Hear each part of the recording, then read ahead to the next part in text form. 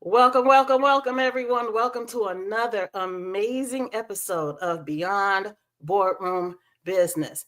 Please get your friends and family and make sure you hit the like button. Make sure you share this episode because this is a true trailblazer. He is going to come and talk about cybersecurity, financial literacy, and all kind of things. And as a business owner, just imagine having everything you've worked so hard for some hacker to just come and wipe it away. He's going to help us understand how we can better secure ourselves. So without further ado, let me introduce you to Nkosi King. Good evening. How are you tonight, sir? I am well, Coach. Proud to actually be here, and thank you for having me here this morning. It means a whole Yes, lot. yes. I'm truly excited to be here for sure.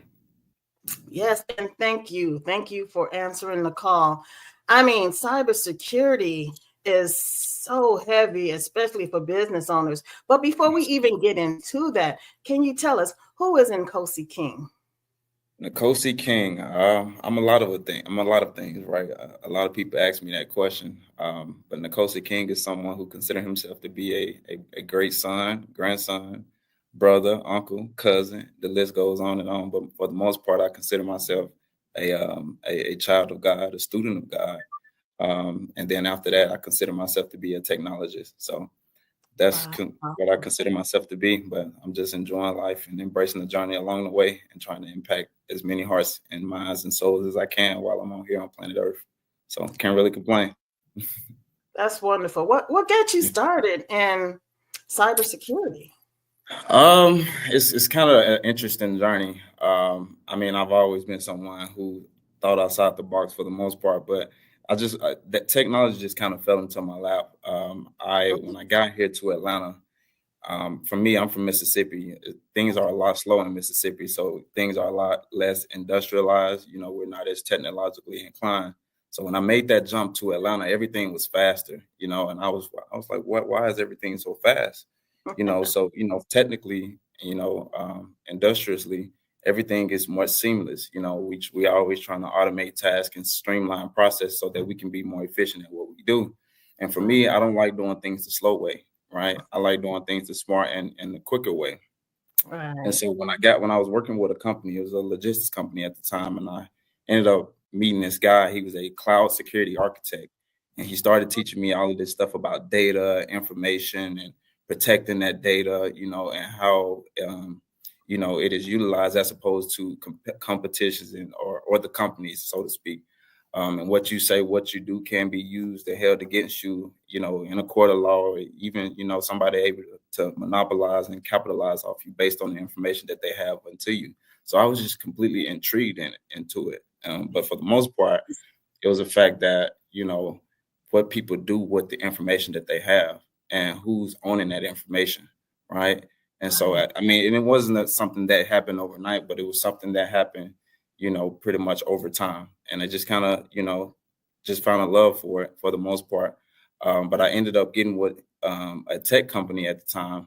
And Okay. when I actually got with the tech company, everything was much, much faster, as opposed to me just working for a traditional company. And I was like, hey man, if these companies are moving at the rate that they are, Right. where does that put the average individual who is not technologically inclined, right? Right.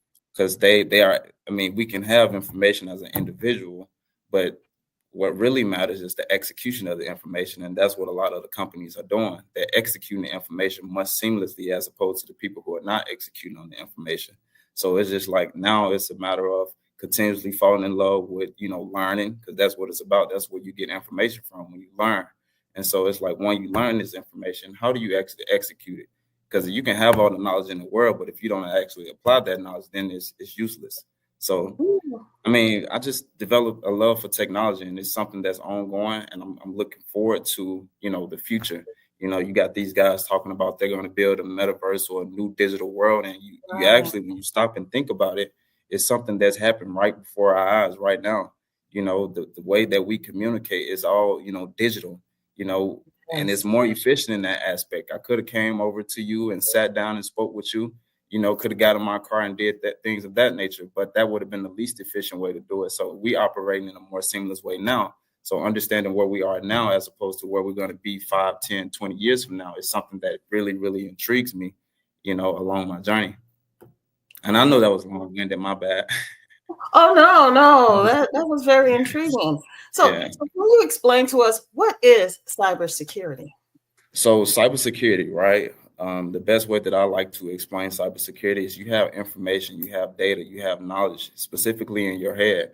And when you put that out into the world, how do you actually protect that information or that data so that you can continuously monetize it or capitalize off of it, as opposed to someone else, capitalizing and monopolizing off of it? I like to say specifically in the Black community, we produce, we have a lot of great ideas, we have a lot of intellectual property that comes out of our head, but we don't have any real, proof of that we actually own that, for the most part. Like you think about even the platform that we on right now, I think it's called StreamYard. We're producing on it, we're giving ideas and we spreading information on it, but who actually owns that? Right. Who owns the platform? So that's another, something that really, really intrigues me. As part of my mission is getting to the point that we can actually own these platforms, because we probably, I would say 95% of the time, we are the one who help curate these ideas so that these guys can actually own this platform. So it's like, okay, how do we, put ourselves in a situation to where we're decentralized and we're actually, not only producing it, but owning what we produce. And we like to call that prosumerism. Instead of consuming the app, how do we actually, own the app? So for the most part, cybersecurity is something, that how do you actually protect that data, information, and intellectual property? You have trademarks and the list go on and on and on. But a lot of times you find that people out here, we could say hackers or, anybody that want to steal your information, it is a way for them to take advantage of you. So how do you keep them out? Yes. Yeah. Wow. And so when it comes to securing ourselves as business owners, when we put so much time and energy and effort into, trying to make sure our business is moving forward, and then how can we prevent hackers from attacking us? So, I mean, you want to, for the most part, and kind of like I was speaking to you before we got on this call, it's like, even if I was to bring information to, 95% of the people that's watching, a lot of them would receive the information, but a lot of people don't execute on the information. The execution is what matters. So we have to take the precautionary measures into protecting it and just generally asking the question. So it really starts with asking the question. And I'm a firm believer, if you don't ask a question, then you're really not going to get an answer, right? But I mean, you have tools out there right now. You got multi-factors of authentication. That's one as well. And like even on a lot of these platforms that we utilize, a lot of people don't activate those provisions on their accounts. You have multi-factor authentication and say it'll ask you the question, would you like to do this later? And surprisingly, 75% of the people that get ask that question, they do it later, and later could be too late, and I've been a victim of that, myself, and a lot of people don't think, getting hacked could be something that can happen to them until it does actually happen to them. So it's just a matter of just being proactive instead of reactive when it happens to you. Yeah. So when a person gets hacked in general, how long does it take to recover yourself? Well, it depends. It depends on, the damage that has been done. It depends on the sophistication of the hacker. Because I mean, you have, just like anything else, you have, high intellectual hackers, you have low intellectual hackers. So if you just happen to be a victim of a really, really sophisticated hacker, it can take 2 years. It can take as down as 6 months. It depends on the hacker and what the hacker actually wants from you. So if the hacker, let's say if you're a high net worth individual and you have about 2 million in assets, and that hacker got access to a certain account, and he know that you have access to that amount of money, but he just know you have access. He have visibility over that account, but he don't have direct access. So he may shut down a tool or a specific software for you to run your operation that he know that you need to run your operation effectively to continuously make the money that you're making, right? So he would come out to you in what we consider ransomware. You have ransomware. And so what he'll do in that aspect, he say, okay, in order for me to release your assets, you have to give me, let's $200,000 in order for me to release your assets. So the question that becomes, how much can you afford to be down without your assets? Right. Or your operational tools? How long can you afford not to have your Instagram page? How long can you afford not to have your access to your bank account? How long can you have how long can you go without having access to your credit card? Could you survive? And so that makes me question, where does that put the little man who don't know these things, right? And so you have larger companies who have larger companies, they have the ability to right fit themselves and, adjust themselves before the breach actually happened. The little man, not so much, because a lot of times the little man don't necessarily have the resources to, be more effective or efficient when a hacker comes and hack them, right? So, yeah, so it's just a matter of being proactive instead of reactive. Yeah. Yeah. And then who's to say that hacker is going to be have integrity with their first promise to you? I mean, once they give you your access again, can't they just take it back and just continue?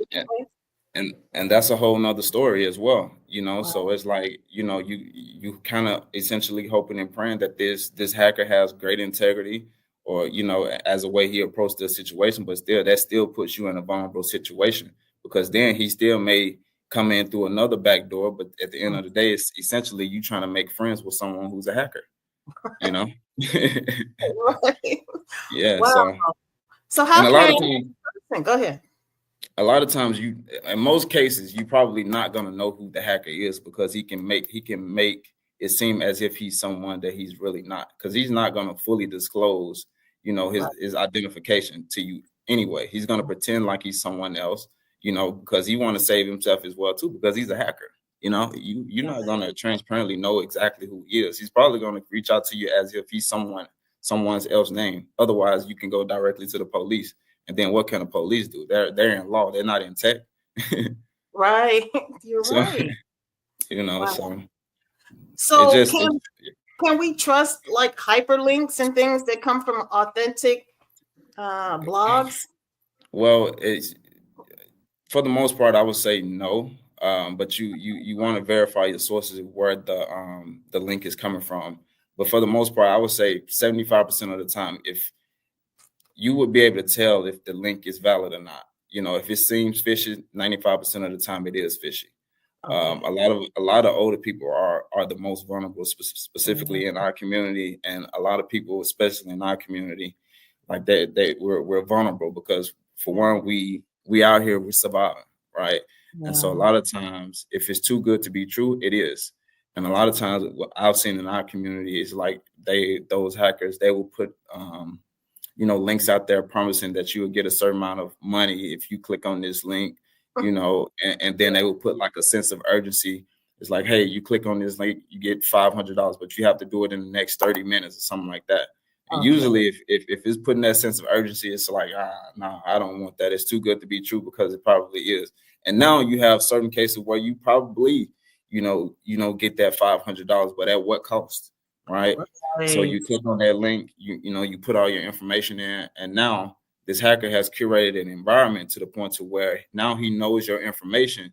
And so the upside for him is like, yeah, you got $500, but now I have an upside of getting, $2, $3, $4, $5, $6,000 from you just off of $500 link. So now the upside is $5,500. You see what I'm saying? Wow. So it's you just got to be strategic in the stuff that you're clicking on. But now that technology is continuously evolving, the sophistication of these hackers are evolving as well.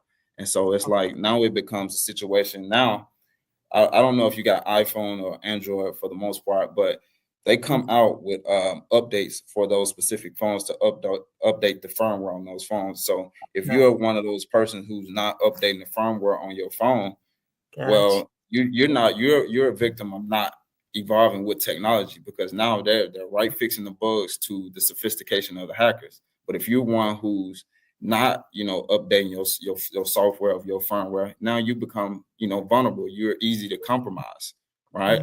Yes. Wow. So what kind of tips? I mean, should we cut off our computers at night or cut off our phone? Does that help? Well, I mean, you can look at it like I was with a friend last night for the most part.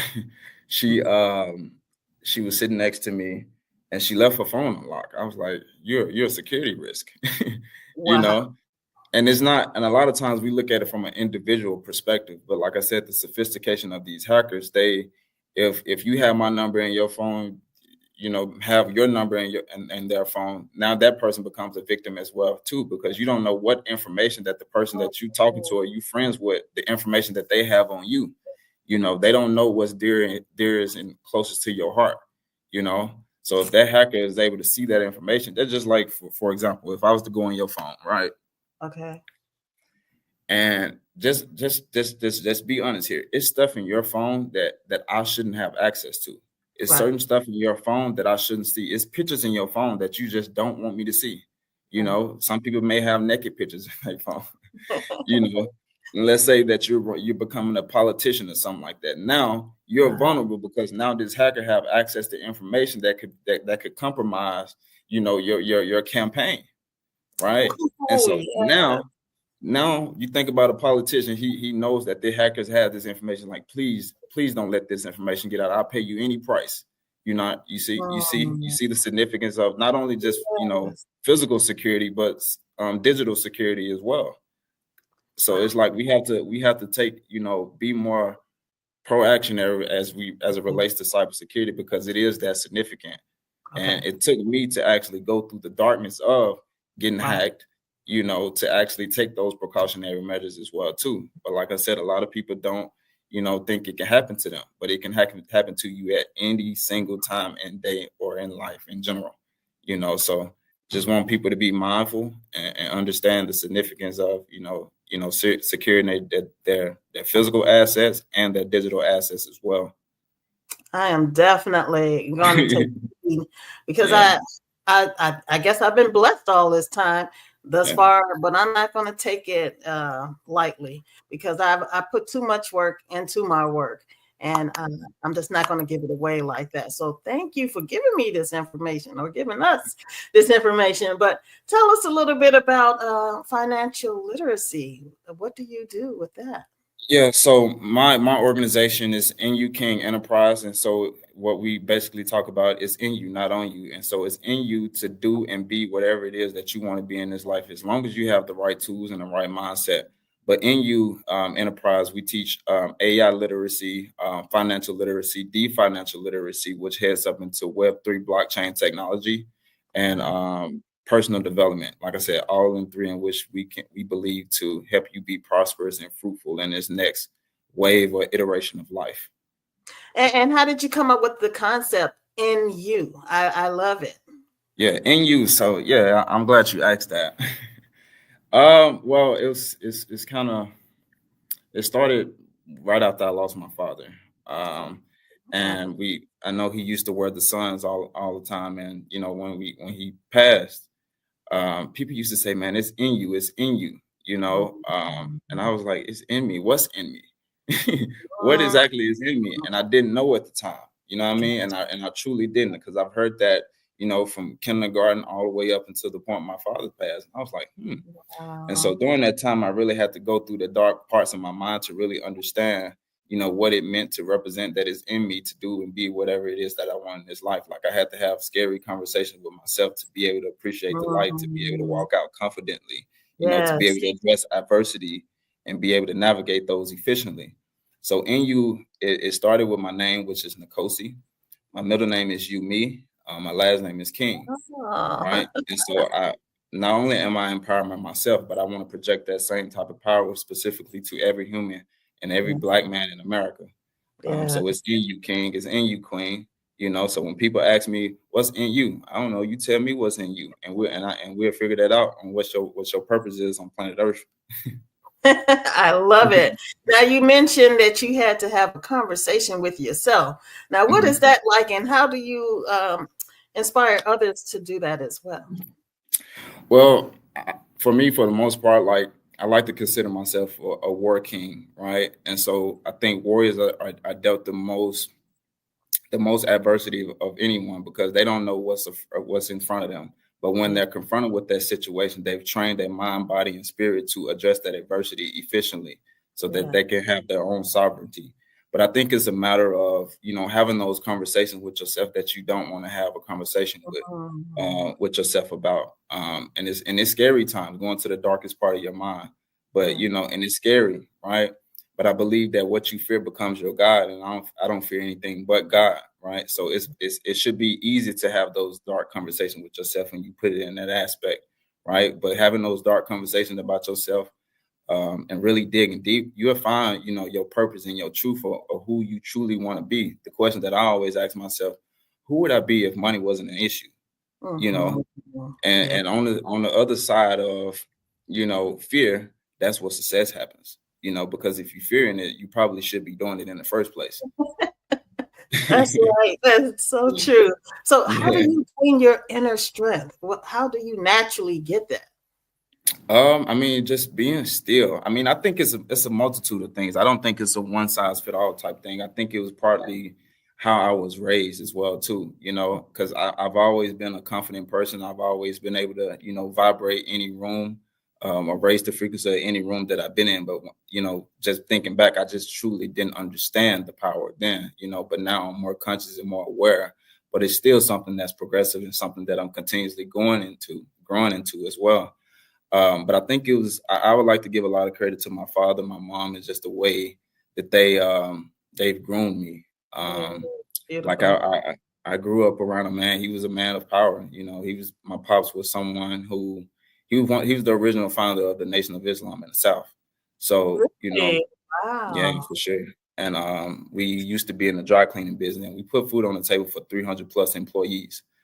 We had about 20 locations throughout the Mid-South. So for the most part, like I've seen a Black man in power, and I see the way that he navigated his reality. He wasn't scared of anything. So I think I was, during that time, I was just duplicating everything that he was doing because that's the way that I knew how to act. I saw a man, right?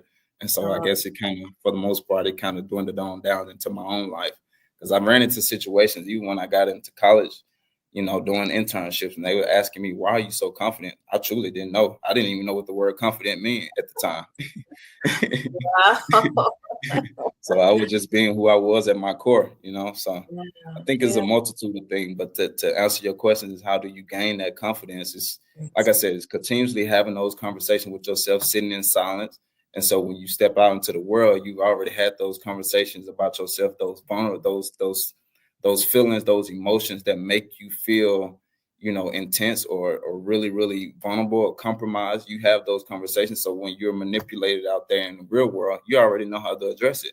You already know how to confront that truth. It's like, bro, I know what you're trying to do. I know what you're trying to do to me. I'm not going to let you get me today. I'm going to choose God. Right on. So why is financial literacy out of all literacies so important to you? Yeah, I mean, I think all of them is important. I think AI literacy, financial literacy, and personal development is one and the same, right? I think financial literacy is important because if you don't know better, you don't do better. A lot of times, and I've been a victim of it as well. Like a lot of times, we don't realize, what we can really do with our money until we lose all of our money. We start thinking about all the brilliant ways of which we could have dealt with our money once we lost it. Right. But I truly believe it's not a matter of, how much money you make, but it's how much money you can keep and how much you can duplicate that wealth. That's right. So I just want to spread that amongst everybody because, specifically in our community, it's important because they're predicting our wealth to be at zero by 2050. And yeah, and that really, really overwhelms me. But I don't have a victim mentality. I try to demonstrate a solution. And I don't just talk this stuff out, like I actually demonstrate it. Like I will sit down with people and I do one-on-one coaching to actually, show people how to do this. But that's not my part of the business for the most part. I have a partner, Eddie Wilson, and I partnered up with Wilson Financial. So he actually does more of the financial literacy side of things. But on the flip side, when it comes to, cryptocurrencies and stuff like that, that's more of my forte. Okay. So can you tell us a little bit about cryptocurrency and why? Because I hear so many different levels to it. A lot of people say it's a scam, it's not worth it, but I see more and more banks are accepting it. So can you tell us what is this? So, best way I like to explain it, and I like to put it in simple terms, right? So, if you think about our reality now, everything is becoming more digital, right? Yes. The way Yes. we interact is digital. The way we even transact is becoming digital now, for the most Yes. part, Yeah. right? When you want to send a transaction, you probably going to send it through Cash App, Zelle, Apple Pay, things of that nature. And so Right. when you really think about it, it's really just numbers on the screen. A lot of people is getting away from physical cash already. So that's bringing enlightenment to where the industry is going within itself. And Right. so, and that's another reason why I got into technology in the first place. It's like, okay, everything about technology that we utilize is to help us be more efficient at what we do, right? If we think about it like that, it's like, oh yeah, I actually do use technology just to be more efficient at what I do. I can pull out a map and drive down the highway and try to figure out where I'm going, but is it more efficient to just have Waze or your Apple Maps to take you in the direction that I'm going? You're probably gonna get there in a lot more seamless way. That's So true. getting to the way that what we transact, it's okay. Okay. Well, how can we get to the point to where we transact more seamlessly? How can we create a currency that allows us to take out the middleman? Because whether you realize it or not, every time you make a transaction digitally, the middleman takes out a piece of a smaller or a smaller percentage Mhm. of that transaction.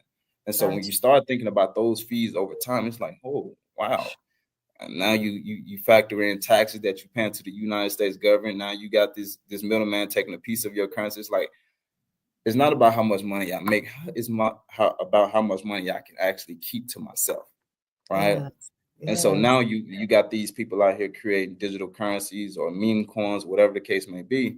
But Right. really, essentially, what it is decentralizing away from government control, Okay. right? And so that's just like, for example, say you did something illegal, right? Okay. And you got money in the bank. Either the bank can freeze your account or the True. government can come freeze your account. So now Yeah. where does that put you? That puts you in a vulnerable position. So now you don't have any access to your assets because you kept it in the bank, right? Right.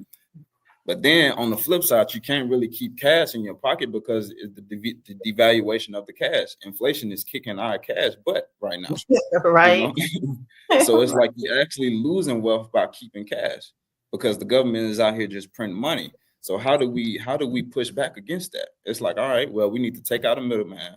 We need to decentralize the actual currency that we can have more power and control over the money that we have.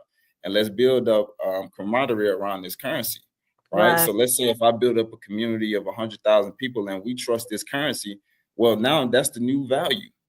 Yeah. That's the new value. We place the value right now. We place the value on a currency that is falling.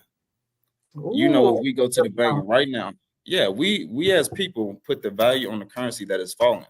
If we stop valuing that currency today, it will fall overnight. Mhm. You saw what happened when we didn't go to Target I think Target Yeah. missed out on $1 billion.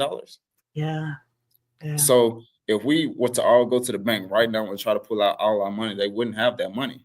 It's You're not right. backed by anything. It's not. It used to be backed by gold. I think we got off the gold standard in 1979. So it's Mm, not even real money. It's an illusion of it, you're right. right? You're right. So cryptocurrency is the best performing asset class that is right now, but it makes sense though because technologies allows us to be more efficient to do anything right now, and But I'm not 100% dependent on technology, but I'm talking about at the speed to get something done. Like me and you communicating. Okay, well, think about technology. You can think about assets as well too, because I like to talk about assets. And assets could be anything that's tangible for you, right? Digital assets we speaking of right now. But the best performing stocks out there right now are technology stocks. But it makes sense because everything that we do and utilize technology for is to be more efficient at what we do. So now you're talking about digital currency. So now you're able to connect to these billions of people at the blink of an eye, right? And I'll yes. tell anybody, I said cryptocurrency is the way for the simple fact of it's able to reach people at a small amount of time. And I don't think any other asset class has performed 555% in 3 months. You can go Ooh, start a business, man. You can start a business together in 3 months, it's not going to have a return of 555% in 3 months. Wow. You can go buy a house. The return on investment on that house is not going to go 555% overnight. No. Right? You can go take your dollar out into the economy. It's not going to have a 555% return in 3 months. It's just not going to do that. You know? So cryptocurrency is definitely the wave. But I know it's going to have some hiccups along the journey, but that's just like anything. That's just like when you start a business, right? It's not to say that your whole entire business is going to be perfect the whole entire way. Like you got to fail, you got to right fit yourself to, the environment. And then that's when you actually become progressive. But I tell people all the time, they say crypto is a scam. I was like, bro, whether you believe crypto is a scam or not, you go look at the history of the crypto and the performance of cryptos over time. It has right fitted itself. And now, some of them is like 10,000% return in 5 years. Most companies don't scale at 10,000% over 5 years. A house is not getting a rate of return of 10,000% over 5 years. It's just not doing that. Yeah. But when you think about technology, everything about technology is to force us to be more efficient at what we do, more profitable, more efficient at what we do. Man, you can go start a business. We can go door to door, knocking at everyone's house. But how long is it going to take us to really scale that business that way? Right. You know what I mean? Right. So yeah, cryptos is definitely the direction, or cryptos, or meme coins. I don't necessarily bet into meme coin, but even from that aspect, like if you wanted to liquidate your crypto, right now, Dogecoin. Trump he just appointed Elon Musk to the Department of Government Efficiency. That's what that Doge comes in at. Okay. So it's a lot of camaraderie around that term and that specific coin. It makes sense to invest into it because otherwise he wouldn't have named the Department of Government Efficiency the Department of Government Efficiency. Right? So it makes sense of okay, well, if I want to get a return on investment, I'm talking about significant amounts of return on investment. Why not go ahead and invest into that? Yeah. I want to know I'm sorry, is this recording? I just want to make sure it's recording. Yes. Okay. Yeah, I got you. Because it was saying recording error. I'm sorry. Oh, okay. No, we're good. Okay. So when hackers hack the coins. Yeah, I mean, you definitely have situations where hackers can hack the coins, but that gets back to did you take the precautionary measures to protect your accounts as well too? Yes. Now, if you're leaving that back door open, then you become someone who is vulnerable to getting hacked. Yeah, I mean, if that people do that, if I don't know, but I would say 70% of the people in the world, they saw $100,000 just laying outside. Yeah, it's probably not your money, but now whoever left it there, they're the person who's going to get compromised and vulnerable enough to get hacked because you don't want left $100,000 sitting out in the middle of nowhere. Yeah, it's your money, but shoot, I don't have $100,000 right now. I'm gonna go take this. I'm gonna take it with me. Yeah. Well, I'm gonna take it to the police, and the police gonna probably take a piece of it as well too because they not making $100,000. I understand. Sadly, that's the world in which we live in. You're right. Wow, this has been an amazing segment. Yeah. Do you have any words of affirmation or anything that you would like to leave the viewers and listeners? Yeah, I just want the viewers to know it's in you, not on you. It's in you to do and be whatever it is that you want to do in your life. But it's knowledge is not power. I think Frederick Douglass said knowledge is power. But to me, in this new generation, it's the execution of the knowledge which matters most. I think as a community, once we get to the point where we actually execute on the knowledge and the information that we have, I think it is at this point that we can be fruitful and prosperous as a community. Ooh, I love it. That was so powerful. I mean, you definitely are a king. I would love for you to come back and just, let's catch up with what's going on in your world in a couple of months. Is that good with you? Yeah, I look forward to it. I can't wait to come back. Okay. Thank you so much. All right, everyone. All right. I hope you all enjoyed this episode. I definitely did. There was so much information. Make sure you just watch it over and over again and catch up with this gentleman. He is the truth. I love it. I just love interviewing trailblazers full of information and just, hey, they are accessible. So again, thank you for tuning in to Beyond Boardroom Business with your host, Coach Stephanie. And I look forward to seeing you all again every Thursday night, 7 p.m. live Eastern Standard Time. And until the next time, stay prayerful, stay powerful, and stay persistent. Thank you all. Hope you all have a wonderful, wonderful rest of